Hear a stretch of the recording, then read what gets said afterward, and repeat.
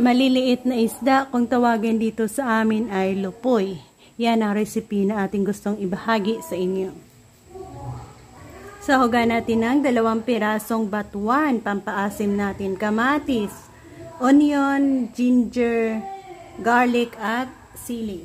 Mga recipe or mga sangkap na ating i-add on doon sa ating isdang maliliit. Medyo madami-dami yan. So, ilagay natin ang kamatis,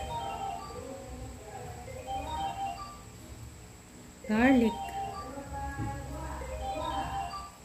ginger, onion. Yan, maraming onion.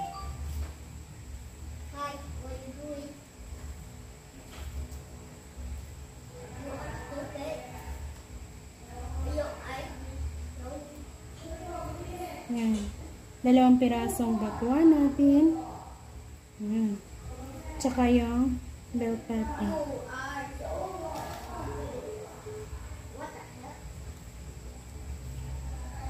Nalagay tayo ng 1 basong tubig.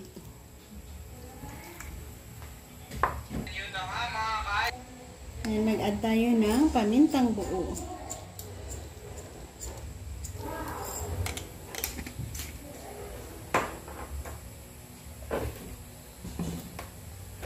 Soy sauce.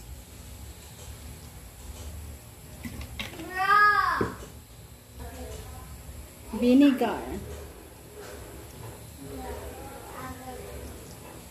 Tapos na. Meron tayo dito ng suka. Pinakurat. Lagyan natin yung maanghang. Maanghang kasi.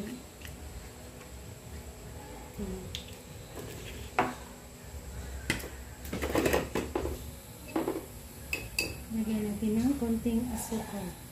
Sugar.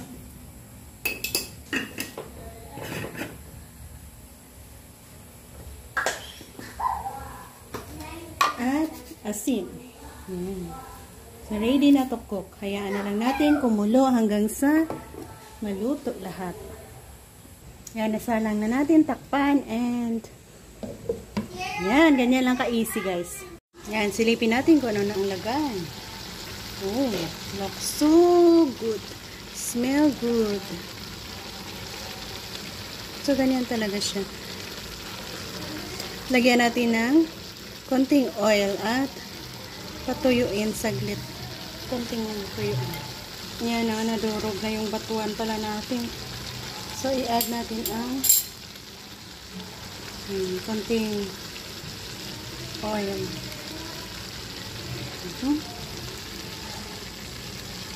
Tingnan mo guys. Pinamarhan kung tawagin dito sa amin. Sumintyo tuyo, matuyo konti yan.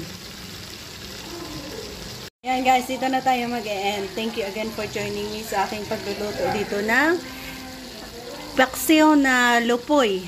Bye-bye, God bless, and maraming salamat sa pagsabay ulit sa akin.